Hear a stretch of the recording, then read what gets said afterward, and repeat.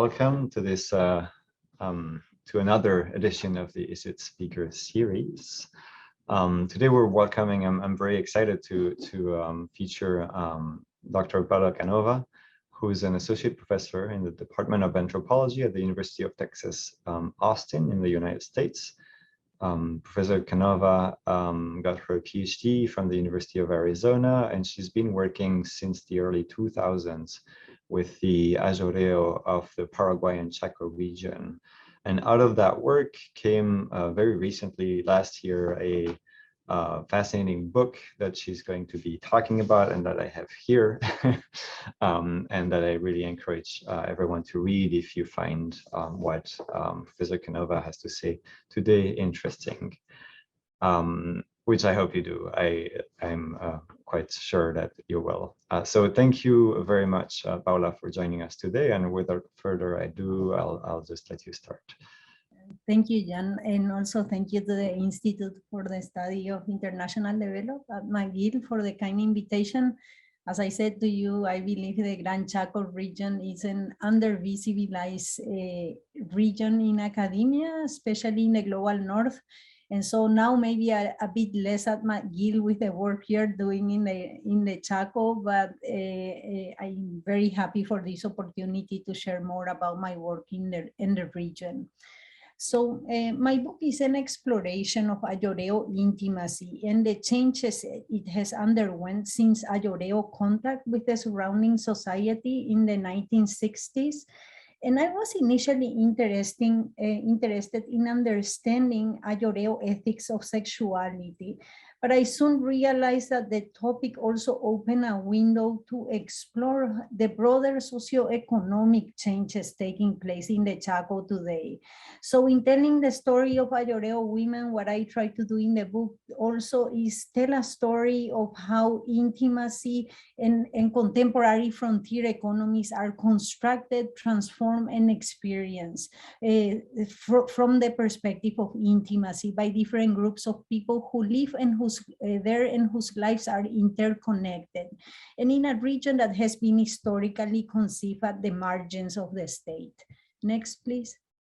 So as part of my framework, I use intimacy as an analytical category that moves beyond the use of the term in its sexual and private dimension. I also focus on the connections and blurred boundaries that link personal and subjective experiences to broader economic and political processes. So in a similar way, I also use the term intimate frontier as a metaphor to highlight the ways intimacy reproduces the logics of frontier economies while also challenging its terms, unsettling cohesive frontier projects of the state, missionaries, and Mennonite settlers to the region. So what I do is I follow the proposal of feminist scholars such as Laura Baer, who argue that instead of taking capitalism a priori, that is as an already determined structure, logic with its own trajectory, that we should think about how social relations are generated out of the divergent life projects. So I draw on this perspective to explore how women come to develop their involvement with the economy according to their own terms and logics. And there is a fascinating ethnographic work that has explored from different perspectives the rapid economic impact and transformations that are taking place in the Gran Chaco region, especially by scholars from the global south and whose works regrettably don't circulate as often in the US Academy, and mainly because of translation. But what I wanted to do differently here is that rather than focusing exclusively on the impact of capitalist endeavors and showing how people come to terms with it, I wanted to shift the scale of the analysis by turning the focus towards social forces that play a key role in shaping and reproducing the economic sphere. So these forces in today's Chaco, I argue in the book, that include the strategic deployment of sexuality, the role of race in establishing a hierarchical labor force and an equal social structure, and a pervasive historical and contemporary discourse of the region as a hyper-masculine social space. Next, please. So the research for this book has taken place mostly in the central Chaco region of Paraguay, where I have been working since the early 2000s with the Ayoreo, Mennonites, and more recently with Paraguayan and Brazilian work migrants to the region. And the bulk of uninterrupted fieldwork for the book took place between 2009 and 2011. So the South America Gran Chaco is considered the second largest forested area after the Amazon, and it covers 60% of Paraguay's land and includes also Bolivia, Argentina, and a bit of Brazil. Until the turn of the 20th century, it remained an extractive frontier, geographically isolated. Next, please. At this time, the Paraguayan state saw the colonization of the region as a geopolitical strategy to assure its claim of ownership, which was being disputed with Bolivia, and which took later Paraguay to the war with Bolivia from 1932 to 35. So following the same logic of capital expansion in other frontier zones, a rhetoric of the Chaco as terra nullius enable the conditions for a process of accumulation by dispossession.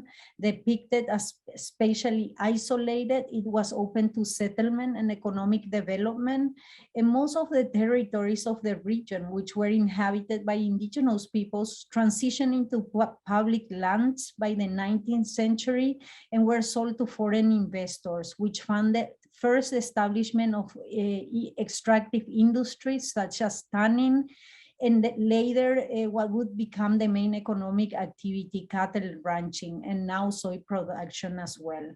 Next, please.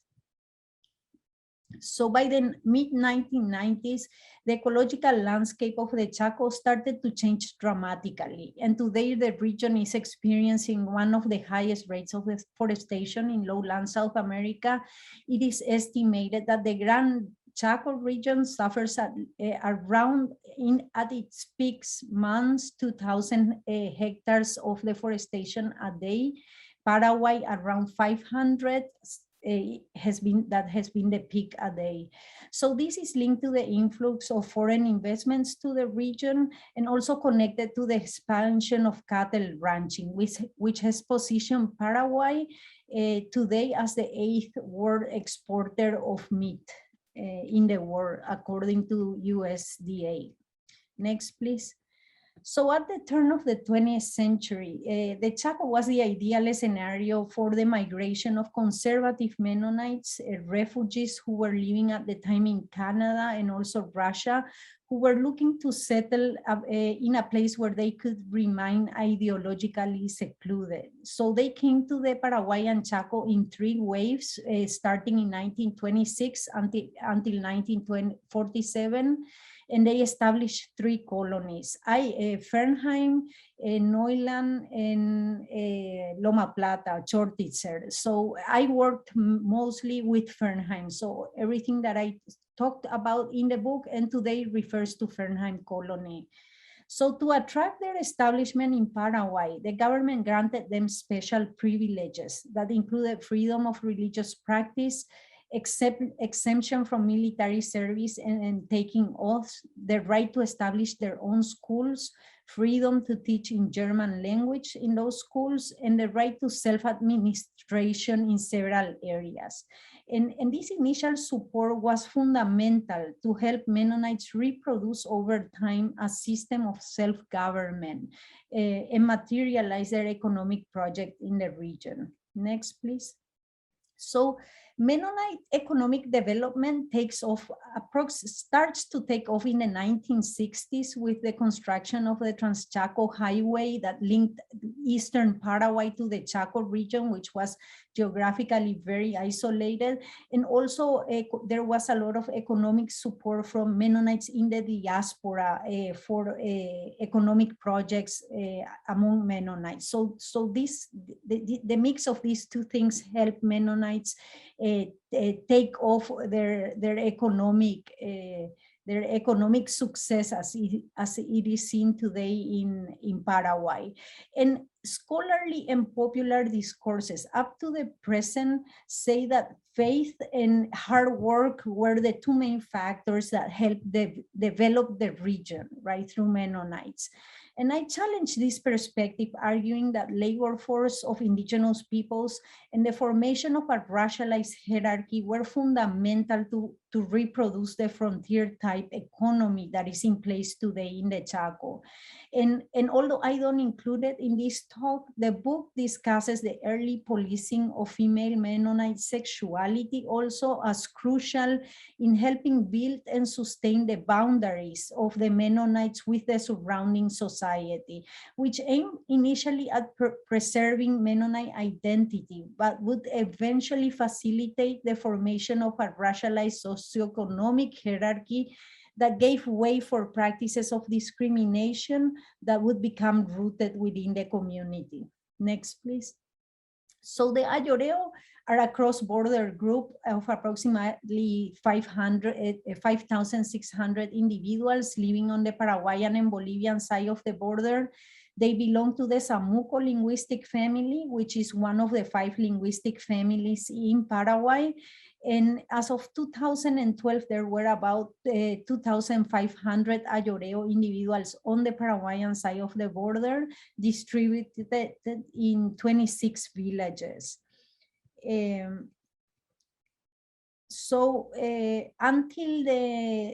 Since at least this 16th century, Ayoreo have had a continuous presence along the present border, Paraguay-Bolivia border. Next, please. Internal warfare and outsiders' invasions to their territories forced a northern group of Ayoreo to make contact with a US-based evangelical missionary group known as the New Thrice Missions. They now changed their name to Ethos 360, I think. And they contacted the Ayoreo in Bolivia in 1947. On the Paraguayan side of the border, there were intentions and incursions to contact them by Mennonites and also by Catholic missionaries, but being unsuccessful, they requested the New Thrice Mission to come to Paraguay, and Ayoreo were contacted in Paraguay in the mid-1960s by the New Thrice Mission. Next, please.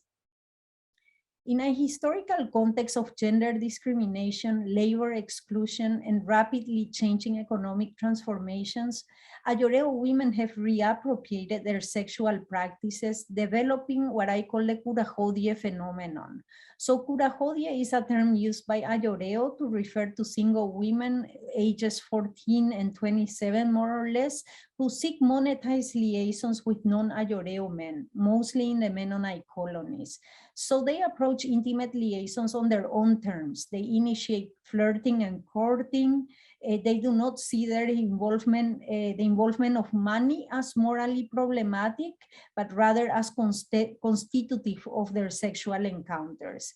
And their practices, which are not considered ethically fraught by Ayoreo, defy moral standards and racialized boundaries that Mennonite settlers have carefully crafted over their decades of settlement in the Chaco. Next, please.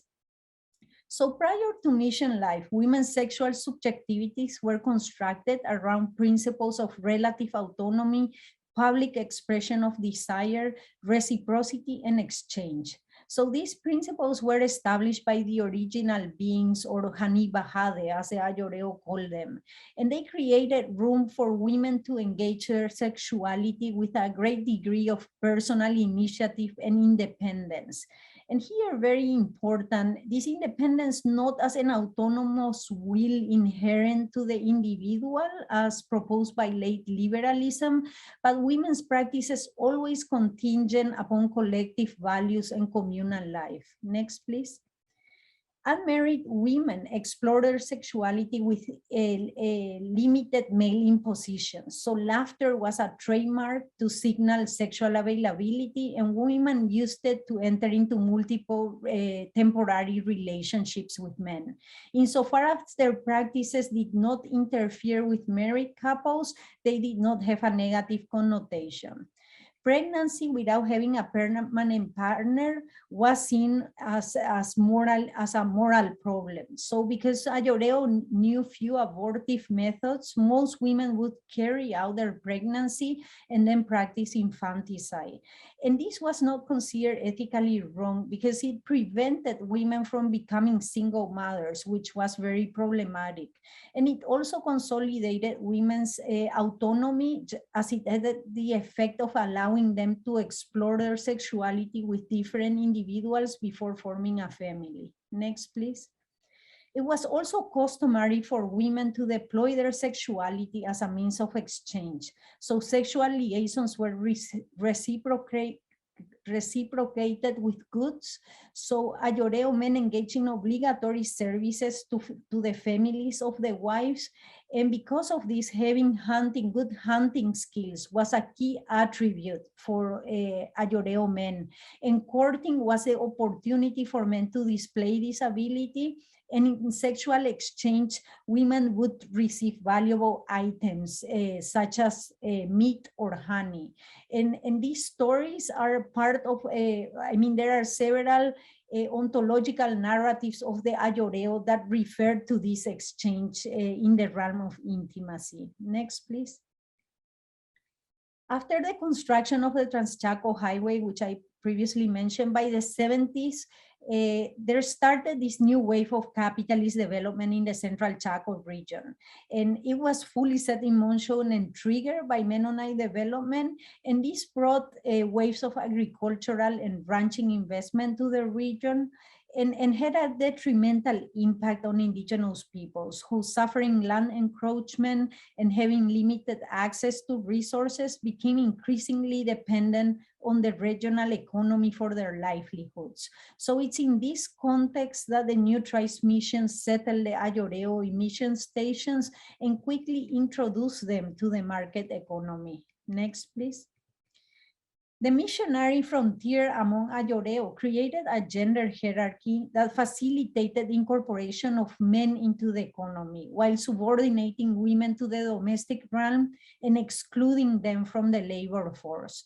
Added to these colonial discourses of Mennonites about Ayoreo women as dirty, uncivilized, and you have to understand these discourses in the context of other indigenous groups. There are and were more than 8 indigenous groups surrounding the Mennonite colonies, and those that were further out came by that time to look for work in the colonies. The Ayoreo were seen as the least civilized, as they were the last group to be contacted in the region.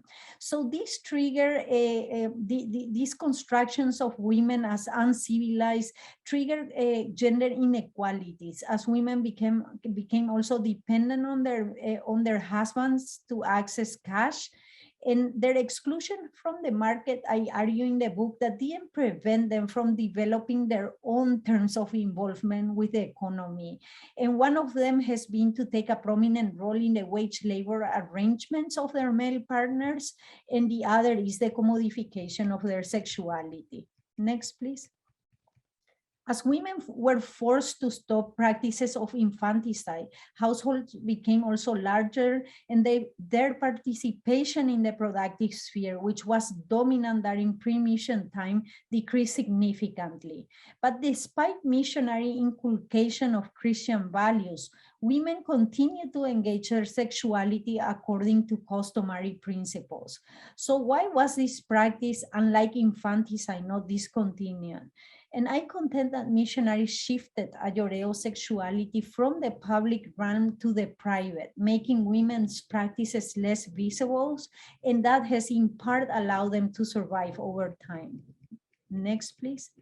So by the 1980s, Ayoreo lives were deeply dependent on the cash economy for their daily reproduction at all levels. Money permeated social relationships at all levels.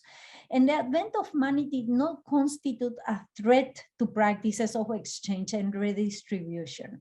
Rather, it was incorporated into those networks, allowing them to keep functioning instead of disappear. I do not mean that this process occurred in a completely smooth way with no alterations to Ayoreo social relations. On the contrary, money often creates internal problems to the present and tensions, but despite this, reciprocity and redistribution continue to be two paramount values for the reproduction of Ayoreo social relations. Next, please. As part of this process, money permeated also the realm of intimacy. So in the last 20 years or so, the exchange of sex for money has become integral to flirting and intercourse among Ayoreo youth.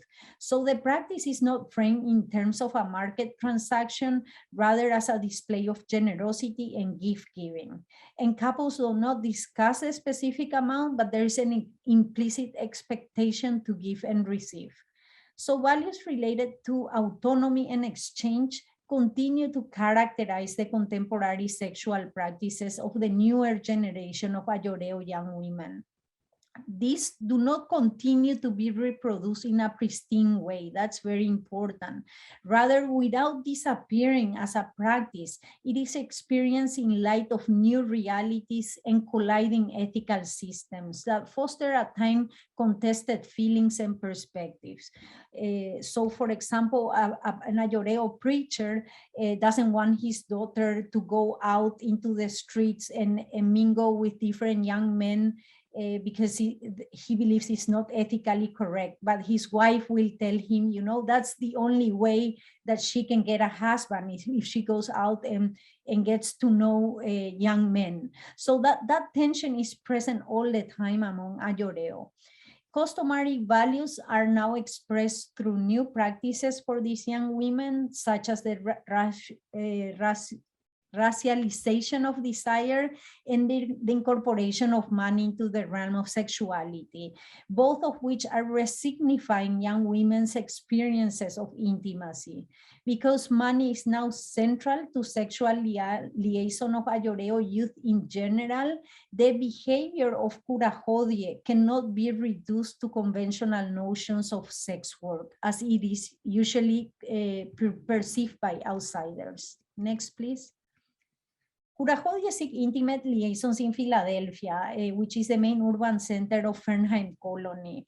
And today the colony has a population of about 20,000 individuals, Philadelphia, sorry, the urban center, most of which are indigenous peoples. And there are also Paraguayan and Brazilian work migrants who live in Philadelphia.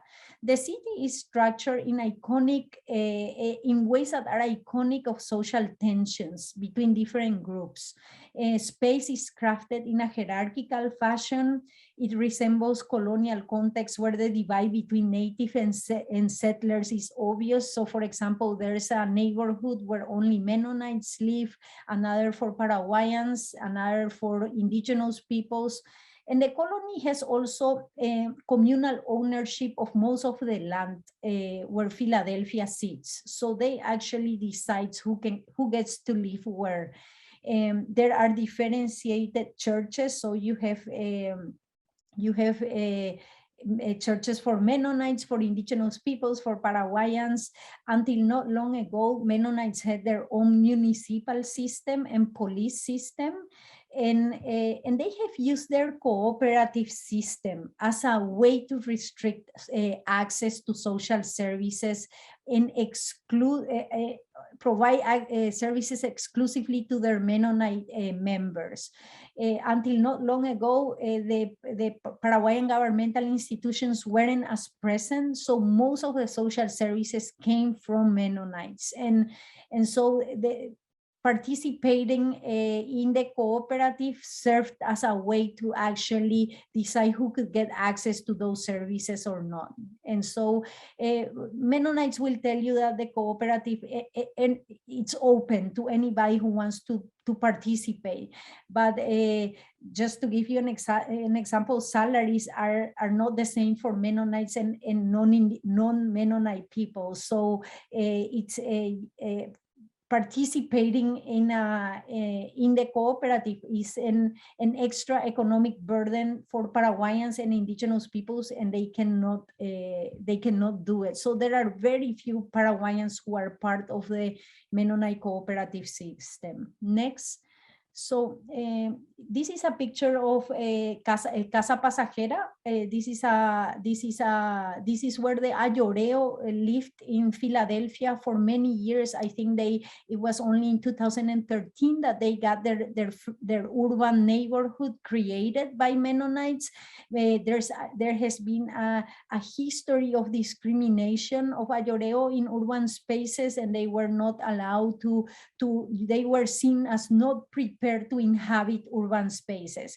And because Mennonites own most of the land in Philadelphia, other governmental institutions were not able to do anything about it. So Ayoreo would be constantly be taken out of Philadelphia and back into their communities by Mennonites for a long time, until 2013. Next, please. So the urban presence of Ayoreo in general and the practices of curajodie in Philadelphia are considered major social problems for Mennonites and the Paraguayan community as well. Ayoreo women's bodies in the streets are seen as abject, and there's a constant anxious concern to remove them from the streets.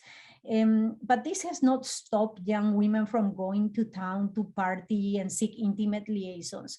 When I first started my research there with the young women in 2009, I was contacted by a committee on morality established by the city of Philadelphia, and they were looking for ways to solve what they call the Ayoreo problem, right? So for them, it's a huge moral issue the presence of young women in Philadelphia. Next, please. The stories of Ayoreo women, however, reveal how they draw on their own ethics of sexuality to engage the economy in their own terms. So in doing this, they understand the value of the exchange in terms of a constant process of conversion between non-capitalist and capitalist value systems. And this perspective challenges the assumption that capitalist logics necessarily pervade the realm of intimacy among Ayoreo. Rather, it shows how competing regimes of values are at play in intimate liaisons. The sex for money exchange is strategically deployed to garner social and economic forms of capital that are then used to negotiate racial discrimination and gender labor exclusion that Ayoreo have experienced in the context of the colonies. Ironically, the exclusion of Ayoreo women resurfaces with even stronger force as they unsettle these boundaries established by Mennonites and the boundaries that guide the terms of how the inclusion of indigenous women should be in the context of the economic development of the region. So other indigenous women will work in factories or as housemaids. But there was a historical exclusion towards Ayoreo women to access these positions. And so next, please. So following sociologist Viviana Selicer, I argue that the curajodie engage in a relational work. That is, they match intimate relations with specific economic transactions and practices that they consider appropriate. by taking a different meaning in relations with different individuals. So in relations with Mennonites, for example, young women use what I term gift money, that is money that retains value as a commodity, but also has involved the logic associated with reciprocity of the sexual encounter, to engage in conspicuous consumption, which is in turn deployed to navigate the racialized social spaces of the colonies. So it was very common that young women would say, you know, I use the money to buy clothes. I don't want people to look down on me, so I buy nice clothes to be in the city. With Paraguayans, however, the value of the exchange for curajodie doesn't reside exclusively in the amount of money received of this gift money. It's rather the value of feeling that they can publicly and socially mingle with non-indigenous peoples, that they can also feel wanted, and that they can develop emotional attachments, if possible, with these men with whom in other contexts it would be impossible to access them. So the non-economic logics of the exchange are here reframed as racialized desires. Next, please. So irrespective of the fluidity of their practices and intentions, which vary, Ayoreo women are challenging the expectations of what it means to be an indigenous woman in today's Chaco.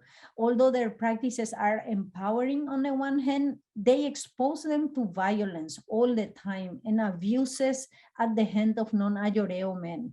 Unwanted pregnancies, physical, emotional abuses are very common, and lack of access to healthcare is also another major problem. So while their active urban presence is geared towards finding their own spaces in the city, their practices also reinforce an image of indigenous women as marginal, immoral, and unworthy of inhabiting the urban city scene. So ultimately, it reinforces this racialized structure that I argue sustain the region's economic development. Next, please. As I wrote in the book, for a long time, I shared the same stereotypes that other Paraguayans and most Mennonites do about these Paraguayan migrant workers who go to the Chaco, and most of whom enter relationships with these young women. And, you know, constructions and stereotype of them as violent, aggressive, but I really wanted to find out who are they and what drives them to the Chaco. So in the latter part of my fieldwork in 2013, I started going to the northern Chaco, which is where most of them work in estancias. And it's there where I realized that there's the latest ranching and soybean frontier, quietly but also very quickly expanding, and constituted as a spin-off the economic success of the Central Chaco region. This is another space transformed with the active support of the Paraguayan state. And I say active support because the discourse is that the state has been historically absent in the Chaco. But in the book, I argue this is not the case. So Paraguay's relative low property taxes in comparison to neighboring countries and the increased demand for beef in international markets have fostered this intense wave of real estate investments in the northern Chaco, especially in the last 10 to 13 years. 10 years, I would say, it's when it really started picking up, and a lot of land speculation, even now with the soybean boom taking place there. And so a lot of foreigners, Paraguayans, and also foreign investors have bought land in the northern Chaco. Next, please. So the dynamics of the northern Chaco expansion exemplifies how frontiers are constructed as liminal spaces, shaped by subjective experience of hypermasculinity, violence, and transgression. Estancias in this region are nodal points that contribute to the construction of these experiences. And with the opening of the estancias, you have this steady stream of cowboys from eastern Paraguay moving to the northern Chaco. And precarious labor conditions mark their lives in the Chaco of these cowboys. And coming from Eastern Paraguay, they also take with them this imaginary of the Chaco as liminal, which influences the way they experience and enact these conditions and their masculinity in these sites. And their practices ultimately help reproduce the Chaco as a frontier space. Next, please. So the violence and transgression that they experience in estancias is also reproduced in intimate relations that they have with the curajodie. The social vulnerability of indigenous women allows these men to act in these liaisons with greater sense of entitlement and privilege. And this dominance is something that these men would be unable to assert at their work sites, and where they are mostly subordinated to abuses of employers. And so their stories in a way also reveal the way in which they experience manhood amid structural inequalities. Next, please. So starting to wrap up the talk, and as a mode of conclusion, on the one hand, the monetized liaisons of curajodie, one can say, resist categorizations within a fixed approach, describing their practices in terms of sex work or transactional sex, blurs the multiplicity of factors that shape and give meanings to their practices. Their activities overlap with transactional sex in certain aspects. However, the sex for money exchange, rather than having its origin as means of economic survival or a path to become modern, remains firmly attached to their own moral economy, which became monetized as a result of the commodification of social relations.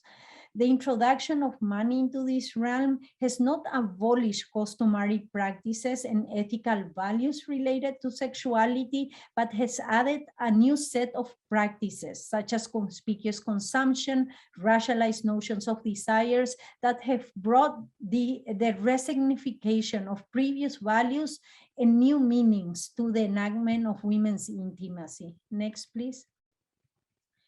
As a result of their incursion with their surrounding society, Ayoreo women experience their sexuality, I say, as an intimate frontier that continuously seeks to civilize and integrate them through expected gender roles and social norms, but is also experienced through transgressive desires, blurred boundaries, sexual excess, and violence.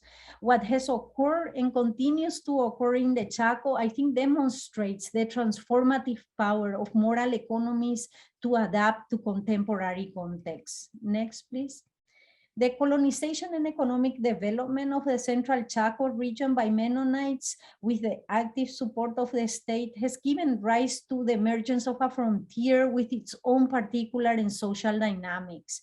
Discourses that attribute the economic success of the region to Mennonites' inherent assumptions of cultural and racial superiority hide the social forces that support the present frontier economy. And these dynamic forces underpin the structure of the Mennonite colonies, where gender regimes of labor and a racialized social hierarchy constitute the framework of the current economic system, and it's vital to its reproduction. Next, please.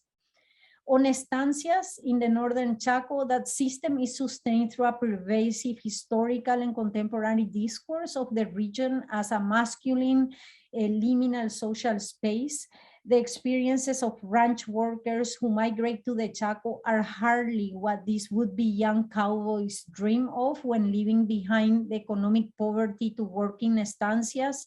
And their experiences expose the harsh living conditions and the liminality of their lives at these work sites that reproduce the Chaco as a frontier region. Next, please. Broader frontier discourses that depict the Chaco as a sleeping giant to be developed are deployed to justify the rampant deforestation and intensive cattle production that is taking place. And this economic ambition is depleting the last remnants of forests in the region, where a remaining group of uncontacted Ayoreo still lives, and these processes also accelerated environmental destruction at an unparalleled rate. But this new wave of frontier economy is not without precedent. Next, I think that's a map of that shows the deforestation of the Chaco in these last years, and you can see how it's been moving northward. And next, please. So I hope the stories in the book of the intimate experiences of Ayoreo, Mennonite women, Paraguayan cowboys, Brasiguayos, migrants to the region will show that the stories of economic success and opportunities in the region are not the only stories that the Chaco has to tell. The experiences of these women and men marked by violence and inequalities are the social forces that help sustain, but also simultaneously are challenging the economic projects of Mennonites, private investors, and the Paraguayan state in the region. Their stories are stories about the experiences of gender and sexuality as these intersect with labor, money, race, desire, ethics, and intimacy in an ever-shifting landscape. So these experiences, while invisibilized, have contributed to making the Chaco into the latest frontier it is today in Paraguay. Thank you.